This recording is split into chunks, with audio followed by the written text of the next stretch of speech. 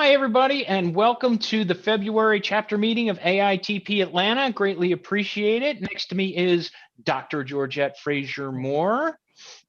We are excited that everybody could make it tonight. We have a fantastic program lined up with a great topic on smart cities, on Atlanta smart cities ecosystem. Cynthia Curry, who I've known for a very long time, is going to be our discussion leader.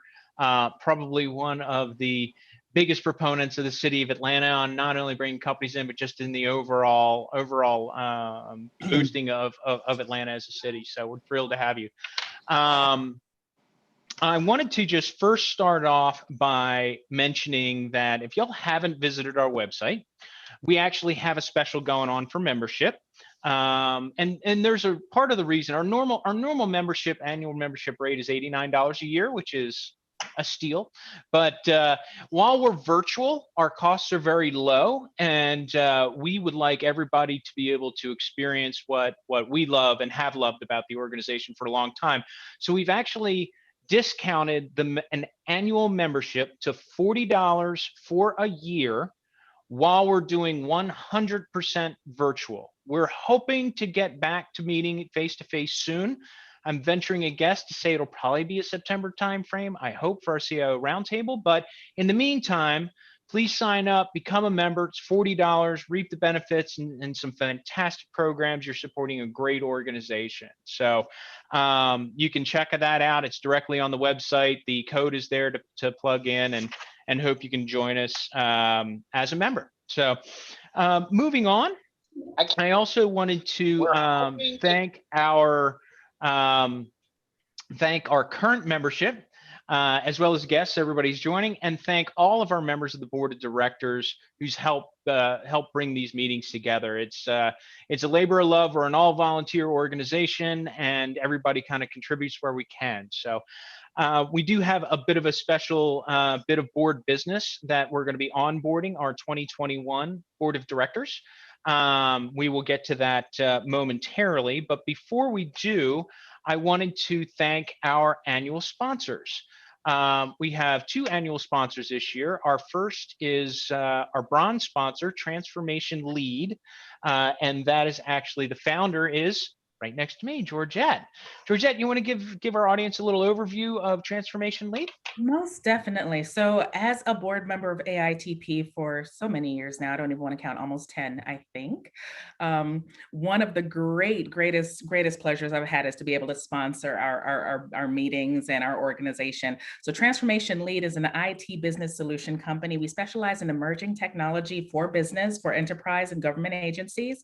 And we also specialize in custom applications and cloud solutions, end-to-end transformation, digital transformation. So it's definitely an honor. Excellent. Thank you very much, Georgette. Next is our silver sponsor, Synergis, and I'd like to welcome Stephen Stringer. Thank you. You got it. All right. And your audio is on too, I think. Stephen Stringer is the director of sales for Synergis. Synergis is Synergis IT and Creative is a technology and creative staffing agency. Been around for 23 plus years. We're thrilled to have their partnership, and I'm leave it to Stephen to give you a quick overview of the organization. Absolutely. And Steve, thanks so much. You almost took the words out of my mouth. We are an Atlanta-based IT and creative recruiting firm. And it's an amazing opportunity, first off, to partner here with AITP. You know, being able to also hear Cynthia tonight. When Steve and I were talking before the meeting today, we were just kind of, getting understood more about the agenda. And Steve mentioned that Cynthia's hashtag is hashtag Grow Atlanta. And I couldn't think of a better partnership with what we do, which is we really focus on putting people to work. And that is our number one goal, and we want to be number one in all the clients that we serve. So really excited about hearing more from Cynthia tonight about growing Atlanta and being that cheerleader for Atlanta. And specifically from a Synergist standpoint, we'd love to have you all know that we do focus on IT and creative recruiting. Some of the areas that we specialize in is really the design aspects, so UX and visual and graphic, learning and development, project management, and then also on the infrastructure side of the house. And one more last plug, our clients are really zooming back to business, and a lot of these remote starts are happening. And so we're seeing a lot of people go back to work. And with that, we need help internally. So we're looking for account managers, we're looking for recruiters. So if anybody you know is in your network, would love an opportunity to connect with them and talk to them and be able to talk a little bit more about some of the operations and roles that we have that could lead them to a new position. So Steve, without further ado, thanks again. Really thankful for the partnership here. Thank you, Stephen. Greatly appreciated. And I would say if anybody is out there looking for a sales or recruiting job, if you were looking to join a company that is based in professionalism, excellence, ethics, and integrity, you just can't go wrong with Synergis. It's the clients and candidates alone. And what is it? The best places to work for how many years running, Stephen? Oh gosh, you would put me on the spot, but it's at least 6 years, maybe 7. But we are the Diamond Award winner, and we're just grateful for some amazing talent and client feedback for sure. Excellent. Good stuff. Well, thanks again. I appreciate it. All right, so we're going to move on next to our onboarding of our 2021 Board of Directors. I'm going to pass and see if we can't get Julian up here. I'm trying to turn there we go. Julian and the rest of the board, come on up. I think, Julian, you've got to unmute. There we go. All right, you are live. The mic is yours, Mr. Wade. Thank you, Steve. Can you hear me? Absolutely. All right, wonderful. Well, tonight we come together virtually to carry out one of the most important functions of our chapter, the installation of our officers. We're excited about the potential our board has for further growth and development under these new officers. In an association, no other ceremony is as important as that of installing and rededicating the elected officers. For those being installed and those being rededicated, it's a visible demonstration of their commitment and dedication to the organization. Those of us who witnessed this event also plan to demonstrate our commitment to support and encourage our officers during the coming year. Let me introduce to you the officers of the Atlanta chapter of AITP for the year 2021. Please raise your hand when I call your name. Tony Orlando, Vice President. Georgette Frazier Moore, immediate past President. Max Trivers, Secretary. Frank Ramondo, Treasurer. Chase Scully, Director of Membership. Rachel Stuve, Director of Communications. Devon Prater, Volunteer Coordinator. And Scott Silva, Director of Content. Steve Wright, please raise your hand. Steve, you have been chosen by this board as their president. The office of president is the highest recognition on the board, but it comes with significant responsibility. Before you lie many changes as well as many opportunities. Through our witness of your installation, all of us pledge to support you with our time, energy, and enthusiasm.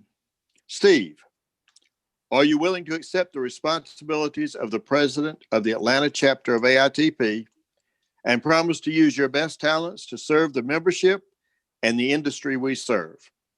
If so, please join the others on the board and say, I do together.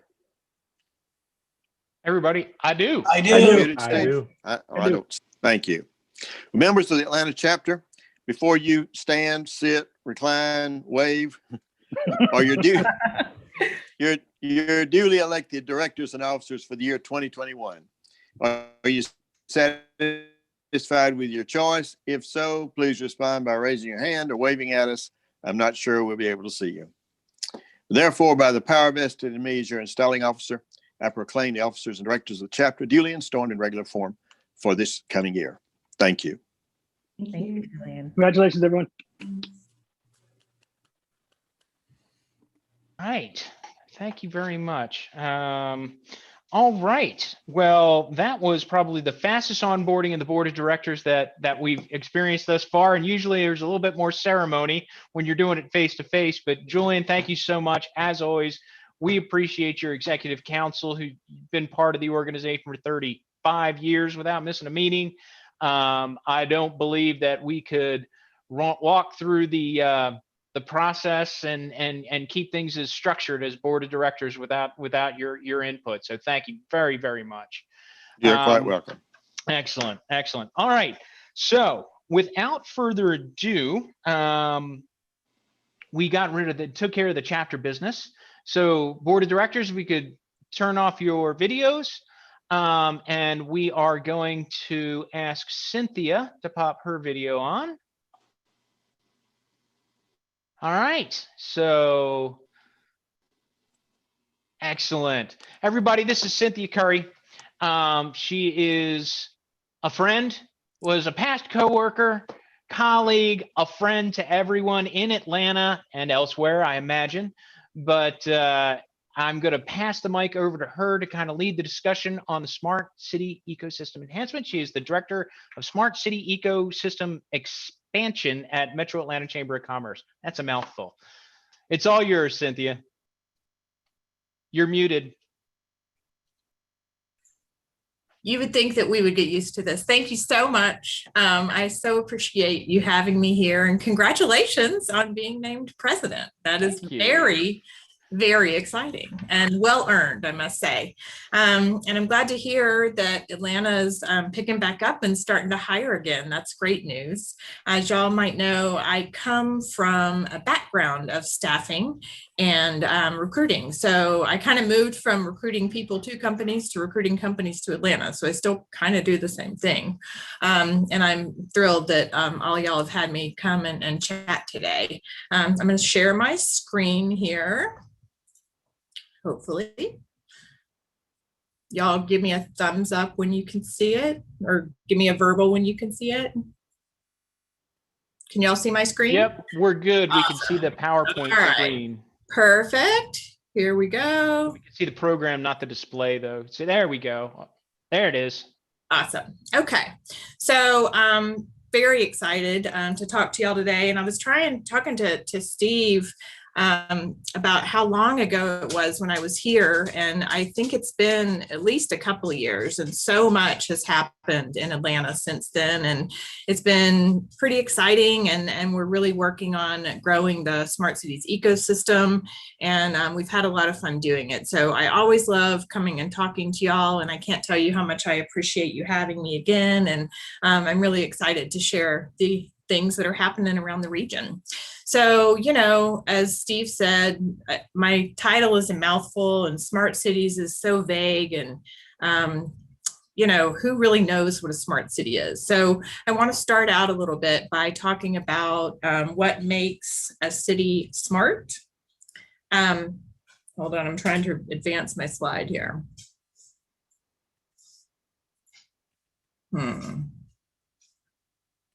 So, I'm sorry, I'm having trouble. Y'all are still seeing the Atlanta is Now screen? We see I love Atlanta, Atlanta is now. Yeah, that's correct. Okay, having trouble getting the other one to come up here. I'll keep trying. And Steve, when you see the new slide, okay. You do see it? Well, I see the PowerPoint program with what makes a smart city. Perfect. Okay, that's great. We're doing great. Okay. We'll just do that. No, this is right. I was just making sure you're seeing it. So smart city really is all about data. So it's all about data and data-driven decisions to create a really more equitable, inclusive, sustainable, efficient, resilient city that is enjoyable for its citizens. So, you know, a lot of times companies or cities go through creating their community, and they don't really know what's driving decisions and what's driving behavior. And so data has really allowed us to come to a whole new level of creating a community. So we're gathering data, and we're making sure that we know what's going on in our community, what our needs are, what our challenges are, what are our opportunities for improvement. And Atlanta, wow, we've grown so much. We're one of the biggest metro cities in the whole United States now, and we're going to grow to over 8 million in 2040. I think the official number is 8.6. So we don't have more space. We're likely not going to have a ton more money. So we really need to figure out how to do more with less in that kind of a situation. So a smart city really isn't going to be smart at all without being socially just and racially equal. And I think I talked about it a little bit when I was in y'all's space before, about really technology is best used when it's being used to help create equity and inclusion and create a socially just and racially equal society. So that's the main thing. We can't have a smart city at all without making sure that those things are in place. All right. Are you seeing the ATL Action for Racial Equity plan right now? I am not. I'm still seeing what makes a smart city. I'm going to exit out and start over because hold on. I want to make sure all y'all are seeing the right thing. Oh no. So I'll just keep talking while why don't you put me up on the screen while I find our. Oh, there you go. You're up. Perfect. So awesome. So I'm going to have to find my presentation again. It just crashed. Sorry about that. So I don't know if any of y'all have been paying attention that Atlanta just launched or the Metro Atlanta Chamber just launched the ATL Action for Racial Equity. And we've been working on it for a while. It's a program that we've brought together all of our stakeholders from around the community and everyone that's involved in this kind of work. Because a lot of companies and communities want to become smart, they want to become inclusive, they want to be equitable, but they don't really know how. So what's the playbook to make that happen? So we've come up with a plan of the ATL Action for Racial Equity, and we launched it Monday, I think. So it's brand new, and we're really excited to kind of use this to help the community find their way. So there's 4 areas to the program. It's based on corporate policy, which is all about policies within corporations that can help make sure that those companies are equitable and inclusive, and that they are hiring well and doing things along that line. And then we're also focusing on workforce, trying to make sure that the workforce that we are developing is inclusive and equitable as well. And then it's also focused on technical talent. So I know all of y'all are happy to hear that. We want to make sure that we've got the right talent in the city to fill all the needs of the different companies that are hiring. And then we're also talking about education, which is such a huge thing.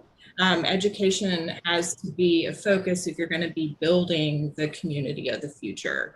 So that's another thing that we're focusing on. So we launched on Monday, and at the time that we launched, we had 150 companies that had already gotten on board to work with us.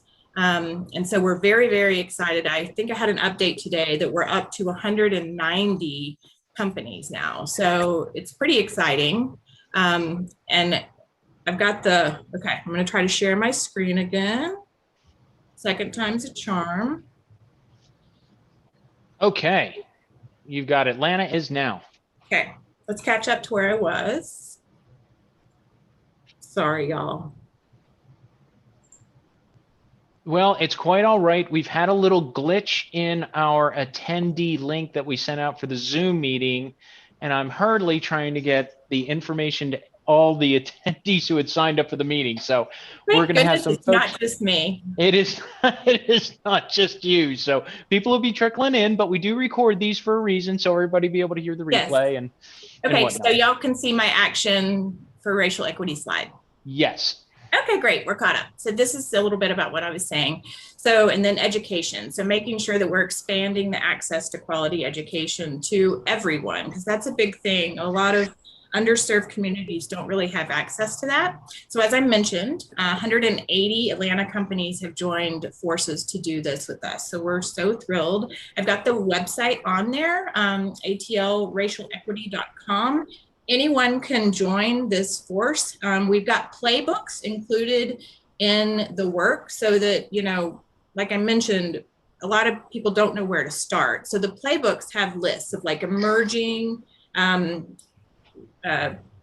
progressing, and leading. So there's a list of things that you can do. It's definitely like almost a checklist where you can go in and you can find the right thing that your company can do to help create those equitable communities. So if you want to take part or learn more, please go onto that website and take a look. So it's not all about just being, you know, a good person and a good community and a good place to live by being socially just and equitable. It really is economically beneficial for everyone. So equity, inclusion, diversity, that's what breeds innovation, and innovation is what breeds community. So in the words of our next president of MAC next year, Raphael Bostic, racial justice is economic justice, and a commitment to an inclusive society also means a commitment to an inclusive economy, which I couldn't agree with more.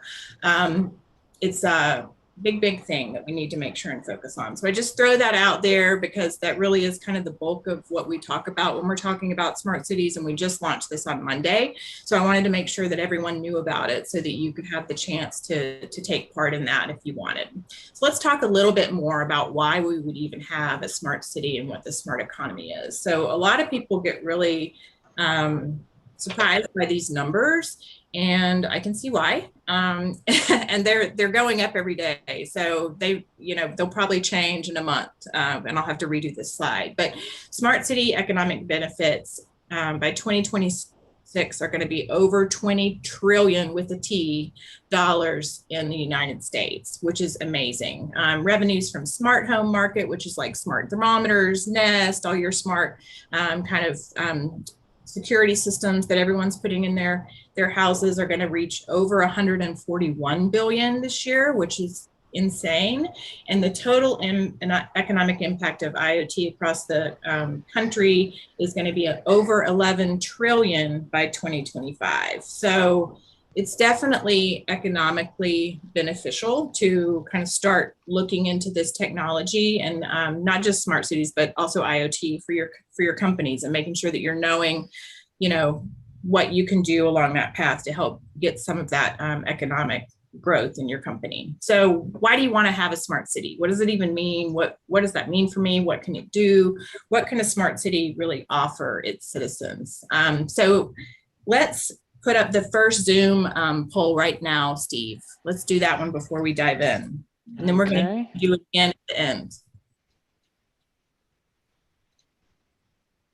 All right. So the poll is now live. Everybody, please click away.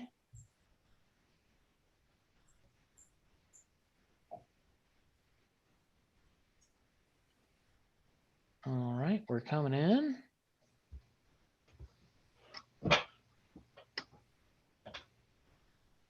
It seems like a lot of people are feeling positive about the smart city technology. Oh, good. All right, let's end that. I will share the results. All right, there we go. So it does look like everybody's feeling positive about smart city. That's number one. Coming in second, I'm curious about how it could benefit me, and I'm open to the idea. And we got a couple of people who are curious about what smart city is. So. Well, that's perfect, because that's where we're going next, right? We're going to talk about what a smart city is and what it means to you and what it can do for you. So a lot of things that, and this is a technology group, so you know this, but when it comes to actual smart cities, technology enables a lot of things, and smart cities enable a lot of things. So they enable measurement, and that is where we get the data that I talked about before. So sensors are just so much more affordable than they used to be, and they're really a lot more realistic for companies to use and cities to use as they kind of plan their city planning. So that's a huge thing, that they're becoming more affordable and more accessible to everyone. So they're being used more and more and generating more data, and we're learning more about it. So the sensor market, I've put some economic kind of facts peppered throughout here, is predicted to be over 3 billion by 2027, which is unbelievable to me. Technology in smart cities allows us an efficiency of, I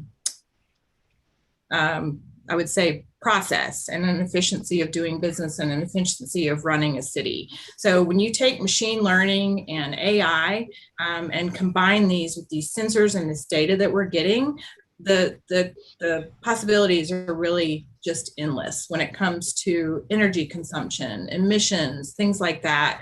And we really fold sustainability in under smart cities. It's a huge part of what we consider to be a smart city, or sustainable buildings, things along that nature.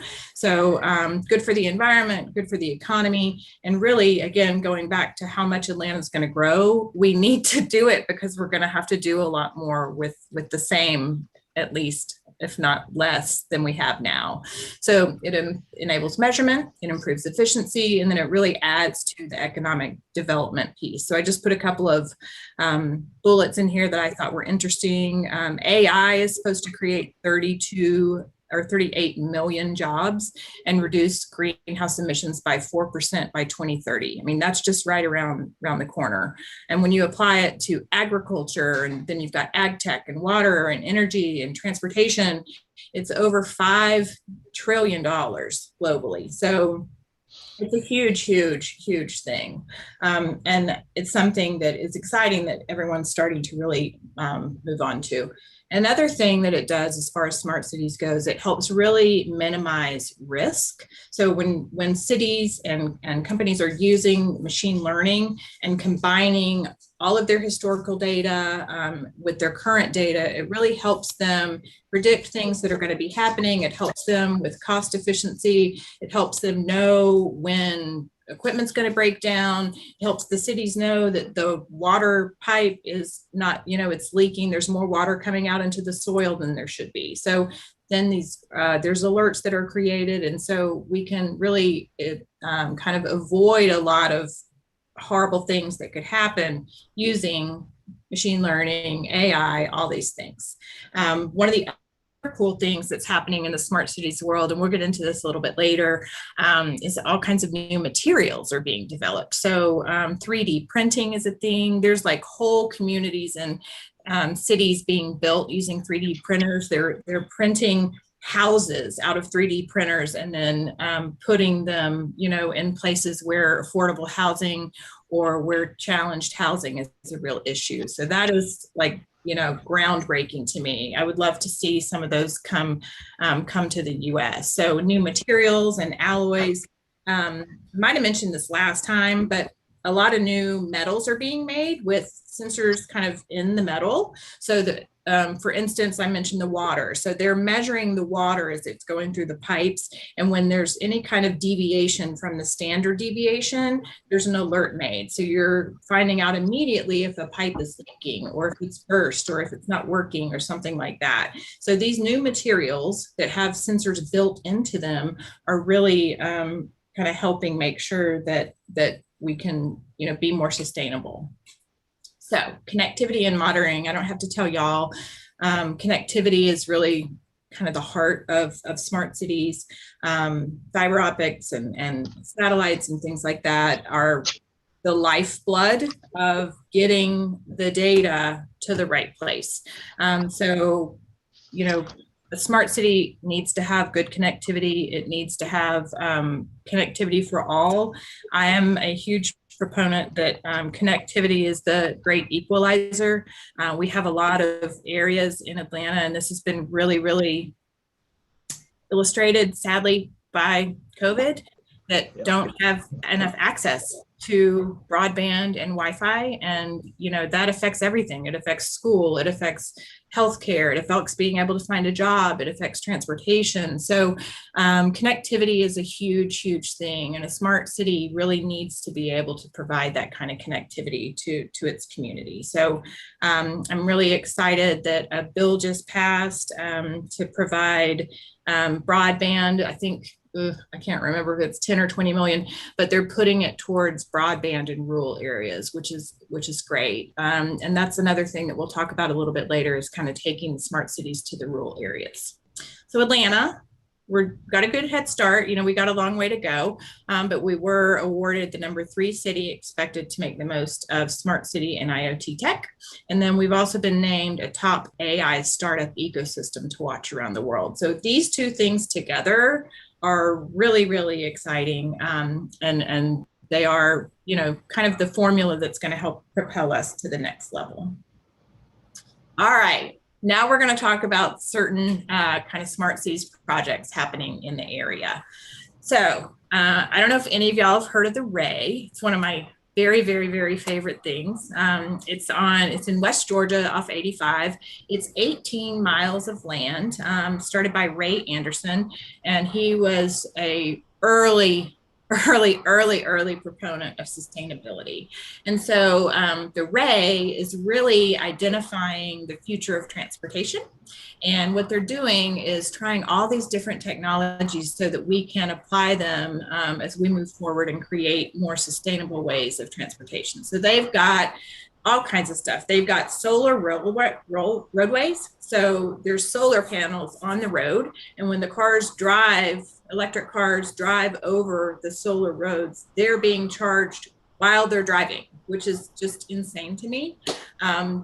We've got the first demo of that in the entire US happening at the Ray, and the second in the whole world. So that's very exciting. They've got solar powered vehicle charging stations where you can, hop in and go to this charging station. It'll charge your electric car in 15 minutes instead of a few hours. They're doing a pilot of taking old tires and chopping them up and then mixing them in with asphalt and making roads out of that, which I think is just completely fascinating. That extends road life a lot, so you're not having to replace your roads a lot more. It's easier on the car, so they're not putting as much emissions out into the ecosystem. And again, there's a lot of noise reduction that comes with that. So for a big city, kind of overall impact, it's pretty cool. This is also the first in the country. They've got Vita X, which is vehicle to anything. Connected technology. They're doing a partnership with the Georgia Department of Transportation and Panasonic, who we love. And so they're creating the first connected interstate in all of Georgia, which is super cool. And then they also have a thing called Wheelwright, which will check all the things on your car. You drive over it, it'll check everything on your car, what tire pressure, balance, all the things, and tell you what needs to be fixed so that your car can run more efficiently. And that's kind of speedy as well. So I love the Ray. It's run by Allie Kelly. If y'all ever see her speaking at anything, she's amazing. I highly recommend going to that event. All right. This is another one of my favorite ones. All right. So let's do the autonomous vehicles question now, Steve. All right, let's see if I can't get that one. Autonomous vehicles. Okay, the poll is live. If autonomous vehicles were on the road, how would you feel about riding in this one?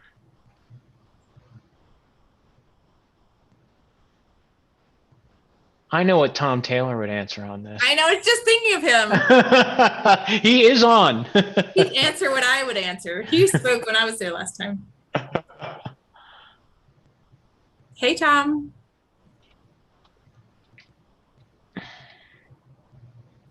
All right. So a lot of people are willing to give it a shot. Wow, that's good to know. Excellent. Maybe in the right situation is second with sign me up. When are they ready? Third, and only an emergency in the fourth. So Well, that's pretty good. That's better than I thought. Yeah. I love it. We're all modern thinkers. I like it. The reason I bring it up, oh, look at that. Sure, I'd give it a try is the main one. That's great. I love that. Okay. Fabulous.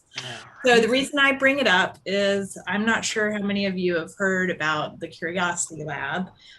It really is one of our shining diamonds in Atlanta. It's at Peachtree Corners, and what they have done is they've created a 1.5 mile test track with 5G technology. So they've got 5G across the entire thing, and it's a real life situation. So there's over 8,000 pedestrians, workers, all of that in and out of this area all day long. There's cars. It's right in front of City Hall in Peachtree Corners. For those of you that know Peachtree Corners, there's cars, there's people, there's it's the hub of Peachtree Corners right where this is. And they have this testing lab that's fully 5G functional. And so on the side of the streets, they've got these lanes where autonomous vehicles can be tested. So they're interacting with real traffic, real pedestrians, real time. And this is very unusual because most testing that happens is done, and Tom can talk about this probably as well, it's done in a really kind of closed setting or a fake setting, so to speak. So it's really hard to get real-time information and data with an autonomous vehicle.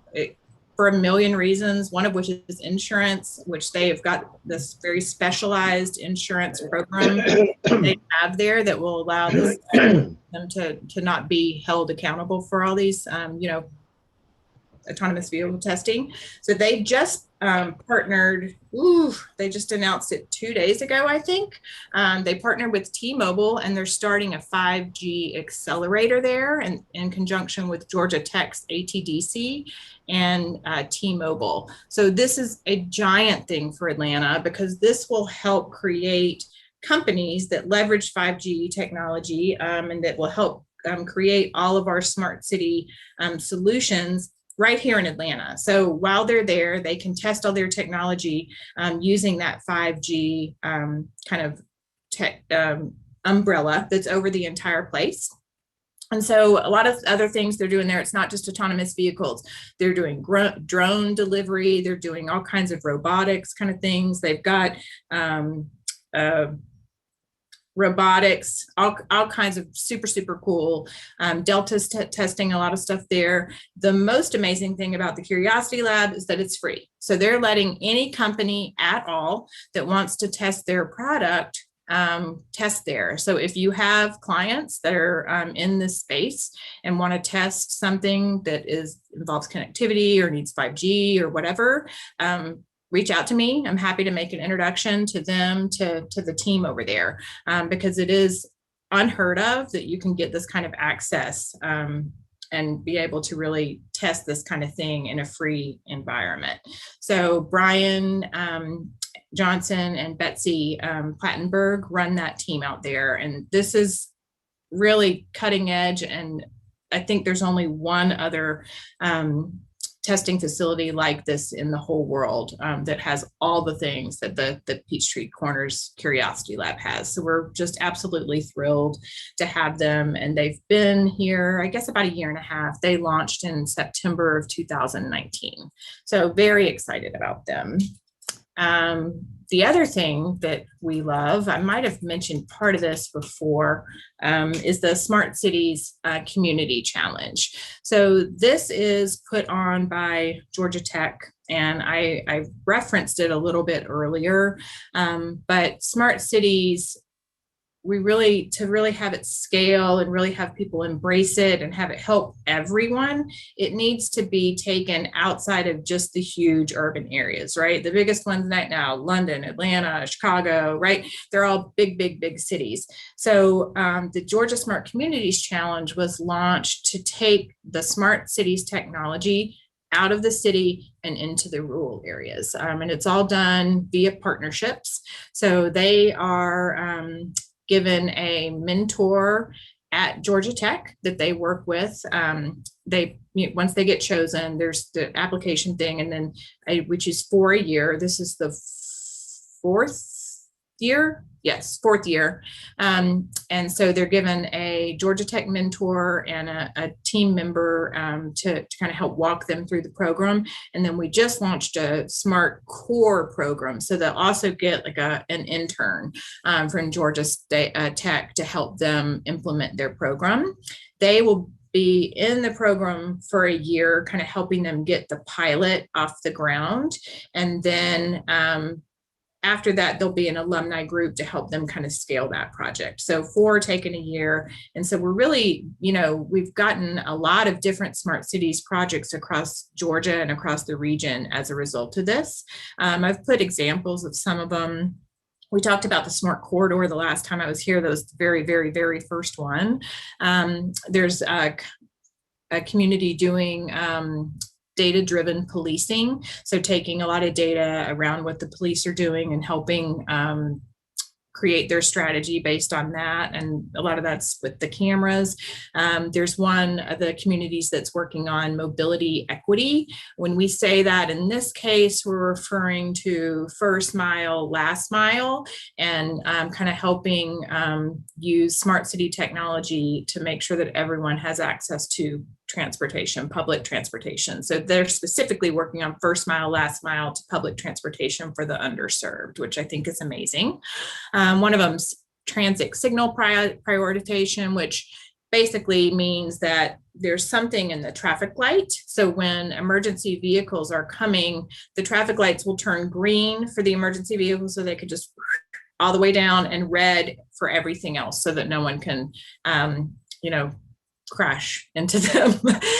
That's also happening on the North Corridor, and that is actually also getting implemented at several places around Atlanta. COVID has put a little bit of a pause on a lot of the pace at which some of this was happening as far as signal prioritization, but it is still getting implemented in several parts of Atlanta. Smart traffic management. Basically, I talked a little bit about that when I was there before, about how the lights are not set on a meter, they're reacting to the actual real-time traffic that's coming through, which is huge. Savannah's doing a sea level kind of flood warning application to really help their citizens be made more aware of when there's a problem with the sea levels rising and if there might be flood risk. And so they're taking historical data and current data and doing huge things with that. So we love that.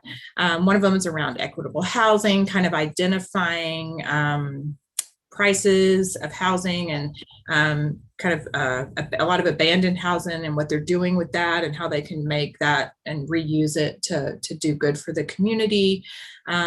There's an autonomous vehicles program that's going on. And again, I think that's also tied to first mile, last mile. One of them is doing a smart kiosk. So those are like the mall maps that you used to see when we went to a mall. They look like that, but they're kiosks, and they provide Wi-Fi to the community and community information and kind of help give Wi-Fi access to people that might not normally have it. And then another program that they're doing is a smart walk to school, which is super cool, and bless their hearts, they just did that last year in 2020. So they got very challenged at trying to figure out how to implement this in COVID. But it helps parents kind of help monitor their kid as they're walking to school, and they've got traffic monitors that each have a device and sensor, and so the parents can literally like help watch their kids walk to school, but they don't have to walk them. It's super, super cool. So the Georgia Smart Communities Challenge and Plan is doing a lot to really push smart cities technology across the whole state. And Deborah Lamb runs this there, and she is amazing. And then she was also just named to the board chair of the Partnership for Inclusive Innovation, which we're very excited about. And so, but partially because of that, the Georgia Smart Communities Challenge was accepted as kind of their first pilot. So we're thrilled that that's, for those of you that don't know, Lieutenant Duncan's Lieutenant Governor Duncan's kind of push to make Atlanta the tech hub of the Southeast, which I think we already are, but it's a good program that they're doing. So I want to talk a little bit more about sustainability, and I know we're running close on time. I always talk too much. So we are committed to 100% clean energy by 2035, which is awesome. I don't know if a lot of people know this, but Atlanta is ranked third in the US for green certified office buildings, which I think is absolutely amazing. And we are part of a overall United States effort of the Better Building Challenge. And so that's just a bunch of communities across the US that have joined together to commit to creating sustainable buildings and helping to create a resilient city when they're coming to the building standards that they have. And that alone has added over 51 million to Atlanta since 2011. So it's pretty exciting. And again, going back to smart cities, it's all great for the community, but it's also economically smart. This is another one of my very favorite projects, the Georgia Smart Neighborhood. So they've built this whole cool neighborhood of smart houses. They've all got solar panels.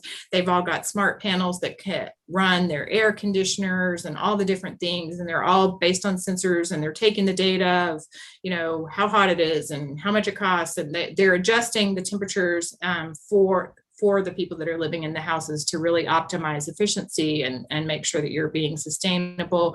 The coolest thing about it is that they have battery storage systems. So what they're doing is they're taking the solar panels and they're putting it into these battery storage. And this is the key thing. This is one of the most innovative things, so that they can use it for future use. And then those batteries are shared within the community. And this is a model that some communities are using out in California that's pretty good, and some other places that's pretty cool. So communities are starting to pool their energy and kind of depend on their own little cluster to create energy for themselves. So when they put it all together, you know, they're getting more out of it, and everyone's saving money and kind of helping contribute to the community. So I love that. I think that the smart neighborhood's super, super cool.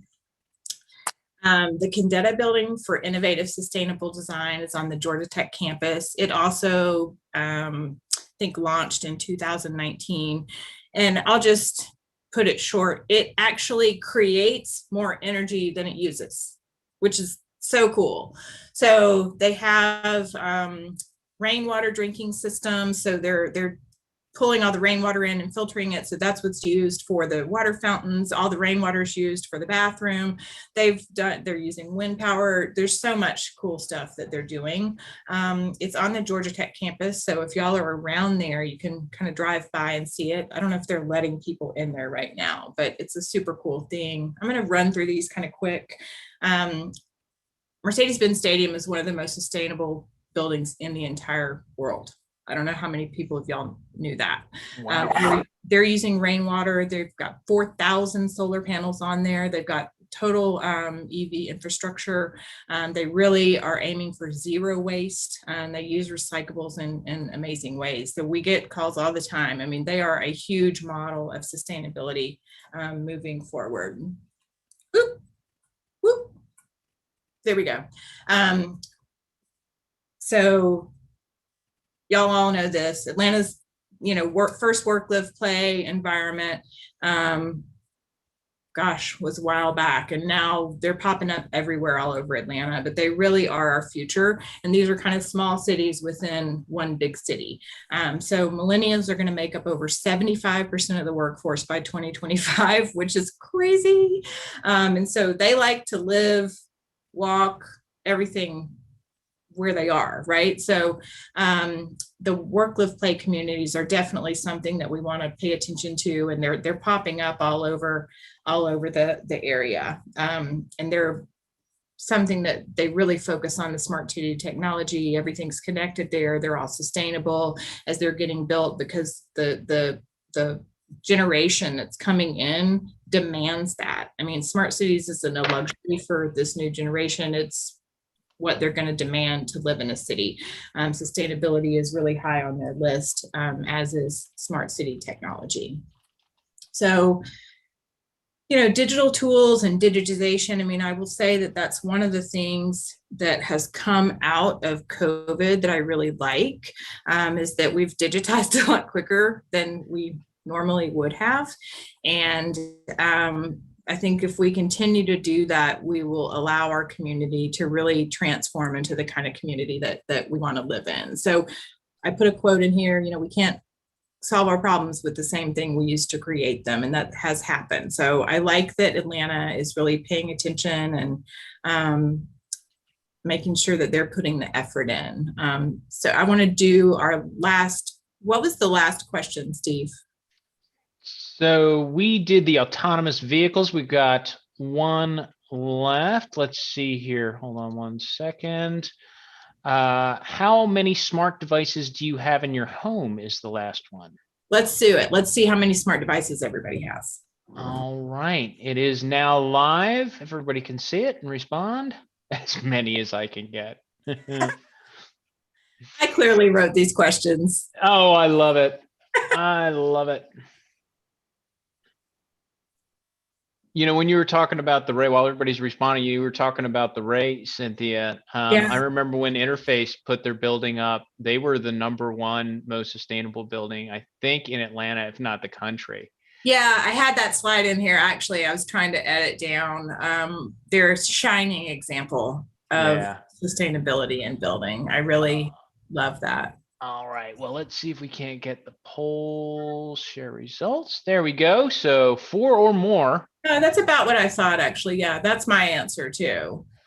That's great. So everyone's using them. Yeah, I'd be as many as I can get. But yeah. Awesome. I love it. Well, I know that we want to take questions. We don't have a ton of time left, but does anyone have any questions about anything before we kind of wrap up? All right. I'll tell you what, y'all can type your questions in the chat. If you do have a question, I will see if I can't unmute you. We don't have a ton of people on here, but maybe type your question in and I'll unmute you so you can ask away. And while you're doing that, I'll give a shameless plug. Please do. We have the Smart City Expo Atlanta happening this June 9th and 10th. TBD how much in-person versus hybrid it is. As we all know, it's hard to really figure those things out right now. But this is the sister conference of the Smart City Expo World Congress Conference, which is in Barcelona, and it's the biggest smart city conference in the whole world. And we are so excited that we've got the only sister event in the US in Atlanta. Our first year was 2019. And last year we went virtual, and then, as I said, we'll be trying to figure out what we end up doing this year, but there will be a Smart City Expo Atlanta. So if anyone wants any more information on it, or wants an introduction to the team that's doing the programming over there, I'm happy to do that. We'll have mayors, we'll have CIOs, we'll have CTOs, all kind of coming in to talk about what they're doing in their smart city and how, best practices and all kinds of cool stuff. Excellent. All right. Well, that is some cool. And I appreciate you making that offer for everybody, because I'm sure there's going to be some folks who are going to take advantage of that. Chase Scully has a couple of good questions. Chase, hey, can you unmute?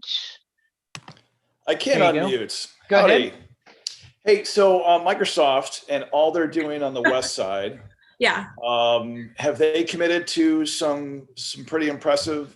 Yeah, I mean, we live on confidentiality in Atlanta, so I can't say too much, but I will say that I am absolutely over the moon about the interactions that we have had with the team. And how much they are committed to the community in Atlanta. It is absolutely so refreshing. I can't even tell you. They're committed to education. They just launched, and I'm thrilled to be able to help with this Accelerate Atlanta, which is all about retraining the workforce. So we talk about digitization, and it's super cool and it's great, but it's going to put some people out of jobs, right? And we hear that all the time. And so Accelerate Atlanta is aimed at taking the workforce and retraining them for these new digital jobs that are coming on board. And they hope to employ 1,000 people through that program over 3 years. So that's very exciting. They're also very committed to economic or affordable housing, which is just such a breath of fresh air when it comes to a company coming to Atlanta.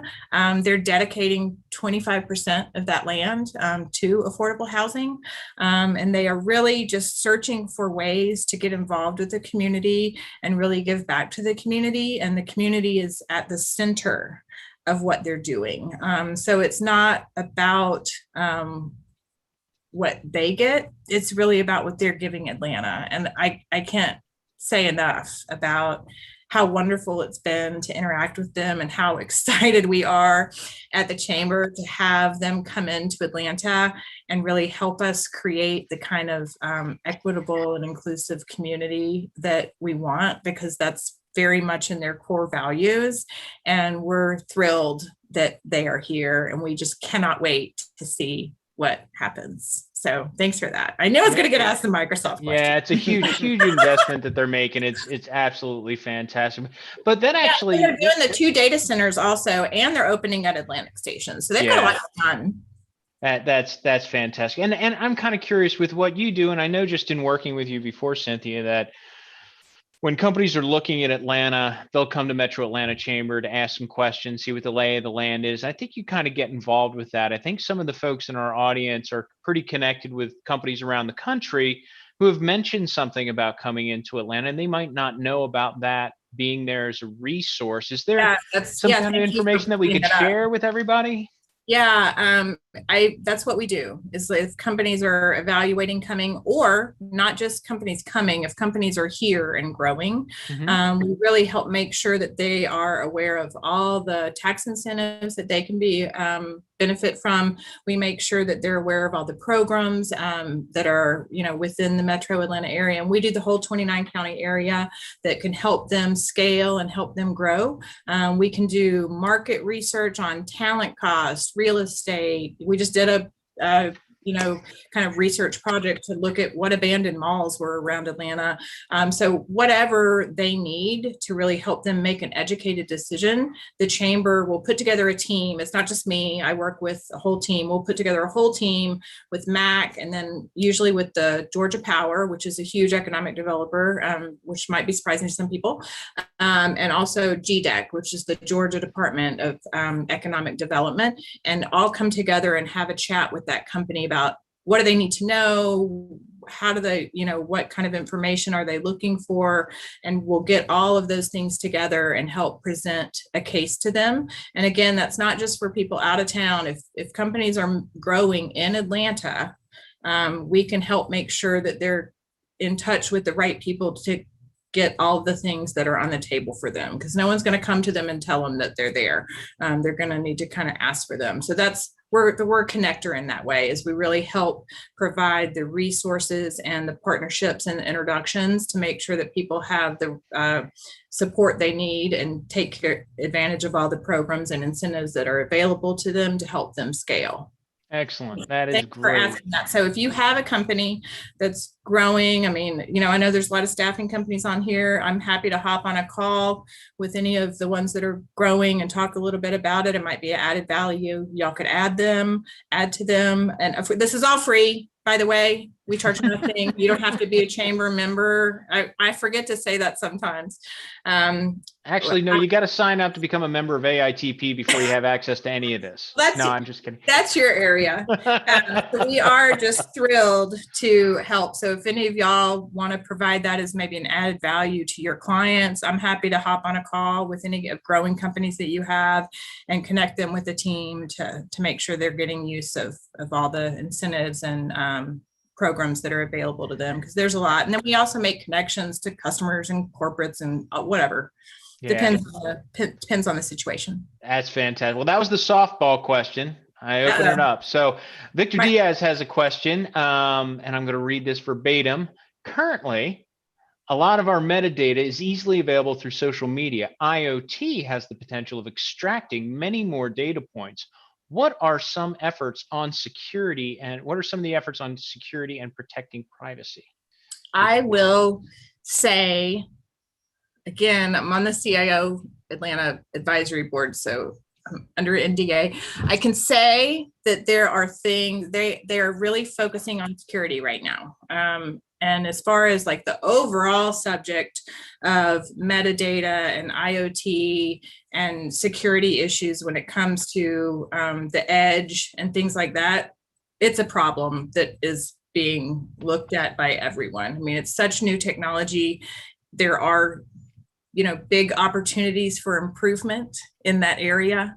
And a lot of companies are starting, you know, their entrepreneurship around that topic. A lot of other companies are kind of shifting to look at that. But there's a few companies I can think of off the top of my head that are addressing that exact issue in Atlanta. So I couldn't agree more that it's something that we need to pay attention to. And it's something that is definitely an opportunity to improve for sure. Gotcha. I appreciate the tap dance under the NDA. You probably answered that as best as you possibly could have. So no worries there. One of the questions that I had when you were here, I don't forget how many years ago it was, 3 or 4 years ago. That was a while. It was a minute. And it was before the grand opening of the smart city effort down by Ponce City Market. And that's smart corridor. That's that smart corridor. Can you give us just a really quick update? Because there's a lot of data sharing going on. I'll let you know. Yeah. So that ran for 18 months. So it has been sunsetted, right? And they do have all of that data, which is great. So that is being leveraged for future insights, right? Okay.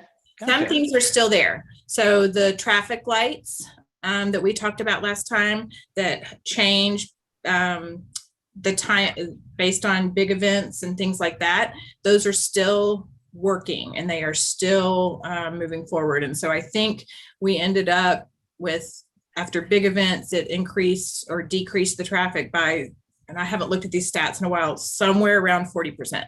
And then day-to-day traffic was reduced by somewhere around 20%, 20 to 25. So those technologies proved to work, which is why they are expanding them now to other areas in the city, which I talked about earlier. A lot of those ITS, they're intelligent transportation systems, they are being kind of spread around the area right now. And last year, oh gosh, it was 2019, I guess, Governor Kemp approved 6,000 lights to be equipped with that technology. So that technology will be slow. And then of course, COVID happened, right? So a lot of stuff stalled in 2020 as the city really tried to get the ability for their people to work from home and did, you know, I mean, as we all did, right? I mean, they were really working on a lot of other things that weren't originally on the schedule. But as a result of that project and that pilot, now we have approval for over 6,000 of the connected lights around the Atlanta area, which probably will start to be implemented sometime this year. So we got a lot of great data out of that. And some of the other things that happened, the videos, the cameras that were used to help kind of fight crime, and the shot spotter that, if y'all remember, we talked about, heard the gunshot from 4 miles away and it detected what kind of gun it is. That's also going to be implemented other places. And a lot of those videos have been folded into the work of the Atlanta police community and their body cams. So right now, one of the things that creates a lot of data that's really big. So you got to figure out how to, you know, stored and things like that. So they're moving to a cloud right now to help accommodate for that. So a lot of great things came out of the smart corridor that are now being spread around the area. So that's, Excellent. the best thing you can get out of a pilot, because a lot of times nothing happens at the end. So we're really excited that we got intelligent traffic lights, and I can't wait for them to get put everywhere. And then also the video cams and the shot spotters. So those are at least 3 things that came out of that were solid, great things that are going to be spread around the city. And then, once they get back to those type of projects, there might be more. Excellent. Yeah, I mean, there's all kinds of stuff that's popping up. It's just going to continue to move on. I don't think there's any other questions that are popping up here, Cynthia. Yeah. But there was a nice little comment that pops up at the end that I think everyone can share in the sentiment. This is really interesting.